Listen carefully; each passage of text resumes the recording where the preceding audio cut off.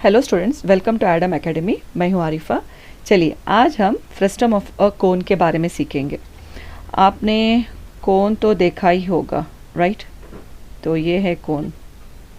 इस कोन को अगर हम काट देंगे which is parallel to the base, okay, so we get two portions, दो पार्ट्स मिलेंगे। This is a right circular cone, और ये जो दूसरा पार्ट है हमको मिलेगा frustum of the cone. Okay, तो अभी यहाँ पे देखो, ये वाला जो फ्रस्टम है आपके रेगुलर लाइफ में आप यूज़ करते हैं। जैसे आप ग्लास जो है वो फ्रस्टम के शेप में होता है। ओके, चाय की कप होती है वो भी फ्रस्टम के शेप में होती है, और बकेट जो है वो भी फ्रस्टम के शेप में होता है। ओके, सो ये जो है इसको फ्रस्टम करके बोलेंगे, फ्रस्टम ऑफ द कोन करके बोलेंगे। Now let us learn the volume of frustum. Okay, volume of frustum of the cone, इसका फॉर्मूला होगा 1/3 pi h R1 square plus R2 square plus R1 R2। देखो R1 क्या है, अभी इसका ये जो बेस मतलब सर्कुलर साइड्स हैं इसको हम R1 बोलेंगे और इसको R2 बोलेंगे, कैसा भी बोल सकते हैं। ओके, सो R1 R2 करके बोलेंगे, and this will be the height. अभी curve surface area of frustum of the cone, curve surface area of the frustum of the cone, इसका फॉर्मूला होगा pi R1 plus R2 into L। तो L तो slant height है, तो इसका formula L is equal to root of h square plus R1 minus R2 whole square.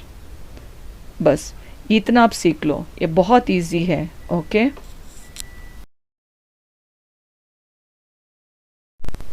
Hello students, चलिए हम 13.4 exercise की तरफ बढ़ेंगे।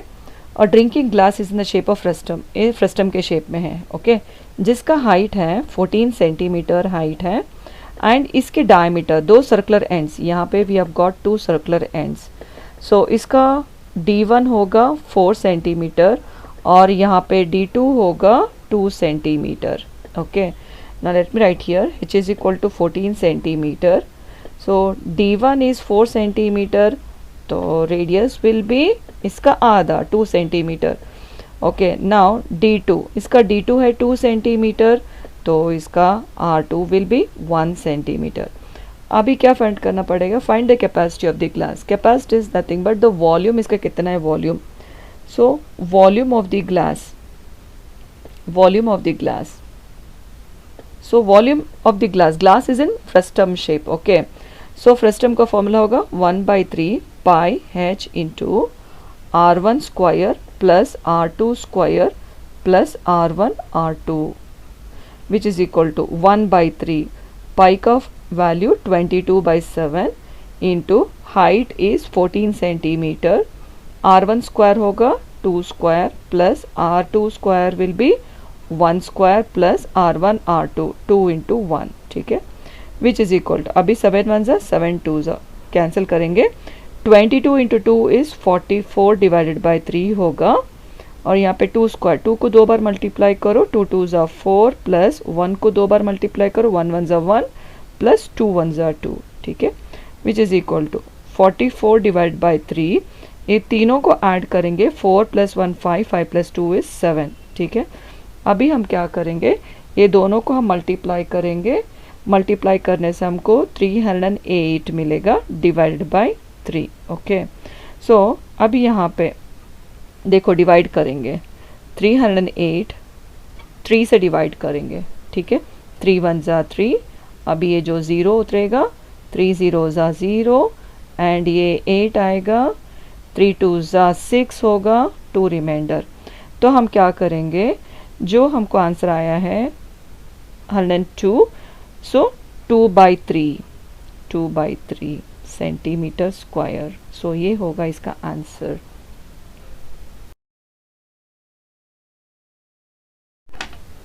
हेलो स्टूडेंट्स, अभी आप सेकेंड क्वेश्चन की तरफ बढ़ेंगे। The slant height of a frustum of a cone is 4 centimetre. So L is equal to 4 centimetre, ठीक है। And the perimeters, perimeter is nothing but the circumference of the circular ends. We have got two circular ends, so 2 perimeters. So let me write here 2 pi r1 and 2 pi r2. Okay, so 2 pi r1 is 18 centimeter and this will be 6 centimeter. Now here r1 is equals to 18 is equal to के बाद जो भी है तुम उसको लिख लो पहले, divide by 2 pi. Okay, 2 ones are 2 nines are, we get here r1 is equal to 9 by pi. Fine. यहाँ पे r2 is equal to 6 and इसको by 2 pi. So 2 ones are 2 threes are, so r2 is equals to 3 by pi. Fine. तो यहाँ पे लिख लिया. Now find the curved surface area of the frustum. So curved surface area of frustum, इसका formula होगा pi r1 plus r2 into L is equal to pi. So r1 value will be 9 by pi plus r2 value will be 3 by pi into L is 4, okay, which is equals to pi. As the denominators are same, let me add the numerators. So 9 plus 3 is 12, 12 into 4, okay. Pi gets cancelled. 12 fours are 48, 48 centimeter square. That's it. अभी third question की तरफ बढ़ेंगे. A fez, a cap used by the Turks. ये जो cap है जो Turks use करते हैं, okay, is shape like a frustum of a cone. If it's radius on the open side is 10 centimetre. इसका जो रेडियस है R1 is equal to 10 centimetre है. And the radius at the upper base is 4 centimeter. So this is R2 is equal to 4 centimeter. Okay, and the slant height. Let me write here. Slant height is equal to 15 centimeter. Okay, R1 is 10 centimeter and R2 is 4 centimeter. Okay, find the area of material used for making it. So material इसको कितना चाहिए? पहले हम इसका curve surface area और इसका जो closing part है, ये सर्कुलर शेप में circle, area of a circle will be pi R square. Hope आपको समझ में आ गया होगा. इसको मटेरियल कितना चाहिए? पहले इसका curve surface area, complete curve surface area और ऊपर का जो है सर्कुलर पार्ट जो क्लोजिंग पार्ट है ऊपर. सो ये है सर्कल का फॉर्मूला होगा पाई आर स्क्वायर. ठीक है. मटेरियल यूज्ड हम लिखेंगे मटेरियल यूज्ड, मटेरियल यूज्ड. सो ये curve surface area of frustum plus area of a circle,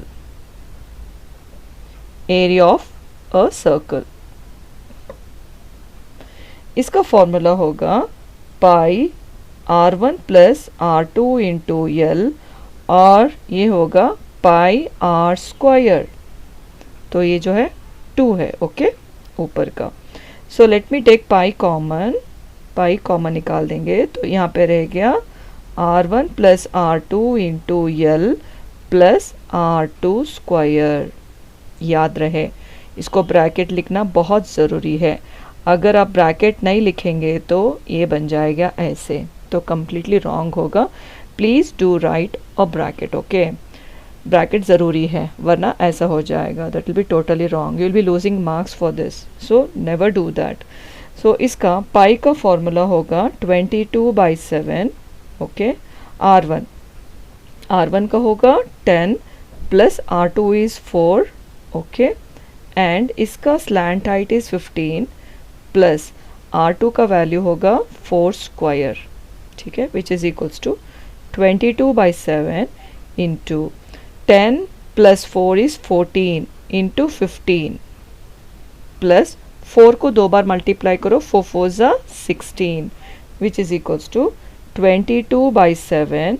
अगर इस दोनों को मल्टीप्लाई करने से हमको मिलेगा 210 plus 16, fine, which is equal to 22/7 into ये दोनों को ऐड करने से हमको मिलेगा 226 विच इज़ इक्वल टू, अब हम क्या